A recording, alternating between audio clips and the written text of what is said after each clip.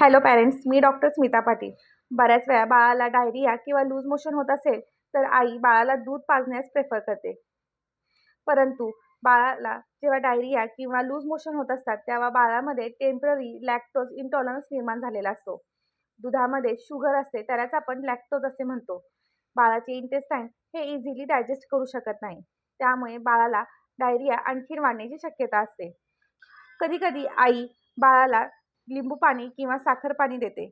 परंतु बाळ जर डिहायड्रेटेड असेल आणि तुम्ही बाळाला वरून जर साखर देत असाल, तर बाळाची साखर ही अचानक वाढू शकते. तर अशा वेळेस बाळाची साखर वाढून बाळाला डायबेटिक कीटोॲसिडोसिस होण्याची शक्यता असते. मग अशा वेळेस बाळाला काय द्यावे? तर बाळाला तुम्ही WHO रेकमेंडेड ORS देऊ शकता, साधं पाणी देऊ शकता. जर बाळ वरचा आहार घेत असेल तर तुम्ही बाळाला दाल खिचडी किंवा दही देऊ शकता.